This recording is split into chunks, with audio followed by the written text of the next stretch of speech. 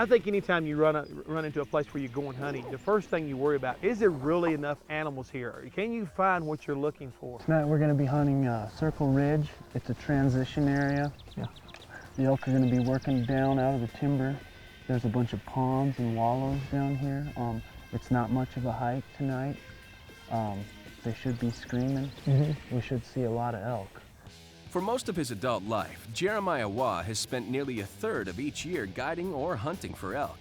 Hunter Jeff Hammond, who left his mark on auto racing as one of NASCAR's top crew chiefs, is known for his race analysis on television. But he's just as passionate about elk hunting.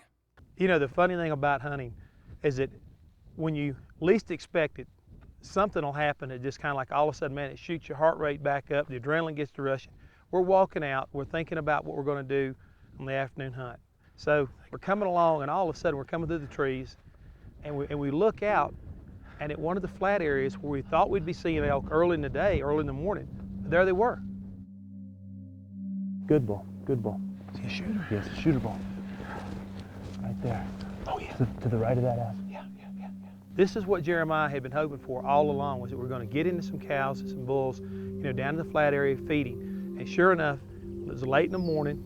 They were definitely out sunning themselves a little bit and eating a little bit, and there he was, a big 6x6 bull, and we really thought, man, we could hit the mother load. And I mean, I'm telling you, talking about getting jacked.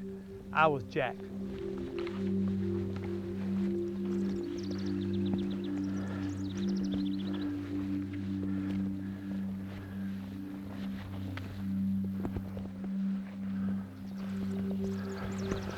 So we get behind this tree right here.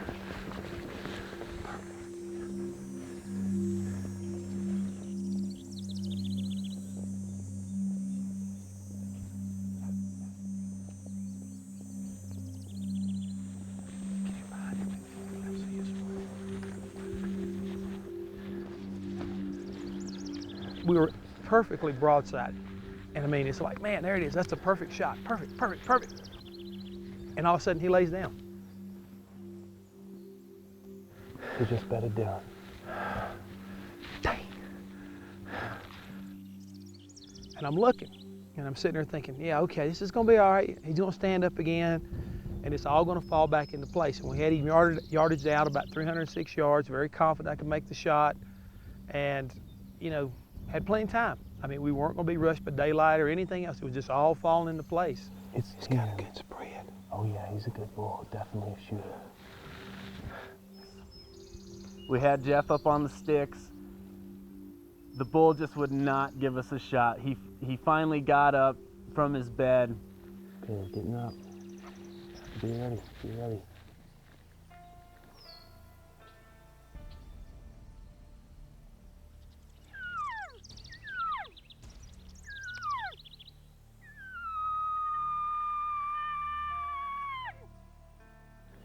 Hey, the cow. Oh, wait, there's a cow behind him. I know what I see.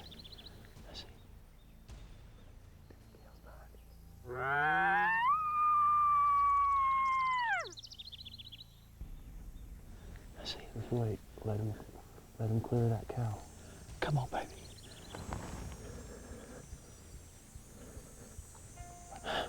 Come on. Too many cows. Wait. I can't take the shot. Okay, stop. I know, but I can't take a shot. I can't take a shot. Okay, just wait. They'll clear. Man, stop.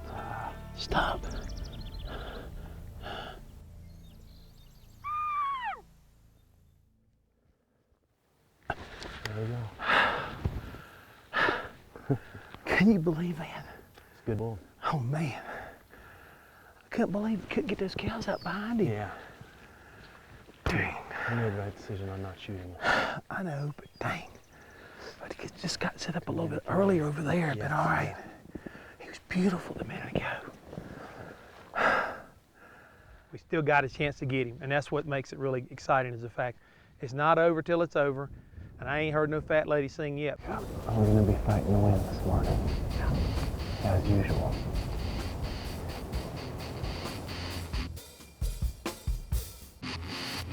We eased into the aspen trees to this little bowl. It has a pond in it, and the elk were loaded up in there, boy.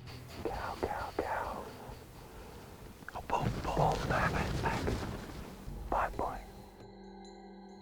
and we were surrounded by elk. And we had elk on the backside of us. We had 2 or 3 of them in front of us. We had one up on top of a hillside hollering at us. We actually saw a freak bull in there that we ended up passing on. You've been too good about putting us on something better than that. We've been on stuff better than that. I think we can do it. I think we can do that. If I make the bad call, you can kick my butt today. And we could hear one bugling up the ridge. We decided to go check him out. And on our way up, I think that bull heard our footsteps coming up the ridge, and he came down to investigate, kind of meeting us halfway. Well, I pop up over the ridge and see him coming right down the trail that we're coming up on. He's a shooter bull. We think he's a good one we need to get ready to take. And he's only about 80 yards away from us. So we think, okay, this is it. We finally got ourselves ready. Everything's coming down. I'm getting him in the scope, and all of a sudden, I'm just trying to get up on the rifle a little bit. My feet go whoo, right out from under me. The bull wheels and takes off. What does a guy got to do to get that one shot you're looking for? As that bull kind of crossed out of our view and went down the hill, we cut in behind him and kept headed towards some bugling we were hearing on a little further up. And we hadn't gone probably 300 or 400 yards. And bam. There he is. There he is. Chamber around. Chamber around. We've got a 6-point at 75 yards right there.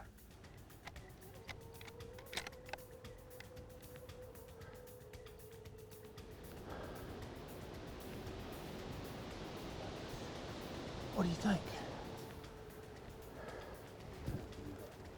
I'm gonna have to move up to get a shot. Yeah.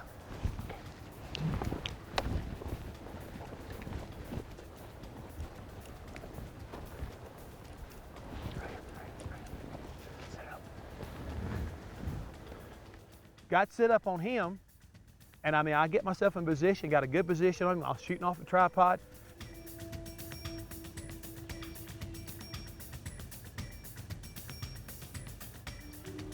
He's going behind the trees, guys. Yeah. Just wait. I've lost him. Yeah. I've lost him. I know, but I can't see him. He's working to the right. I know he's working to the right. I still don't see him. These animals have the most unique ability to disappear. I mean, they are the ghosts of the woods. And I lost him. One minute he was there, and I'm looking at an opening he should have come into, and he disappeared. And we didn't realize it at the time. He'd gone down in this little bit of a gully, and he was following his cows that were down there. He'll pop out over here. All these cows over here. I know, I see the cows, but I don't see him. He'll pop out. And it took us about 3 minutes, and lo and behold, here he comes. Okay, I can see horn tips coming. Where? Okay, get ready. Where? Right over Where? here. Right over here. Where? Just to the right of the aspen.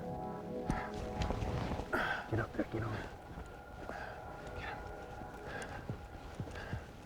Okay. All right. Okay, I got him. You on him? I'm on him. Okay. All right, Okay, just wait. He's gonna turn for us. I got him. I got him. Hit him again. Hit him again.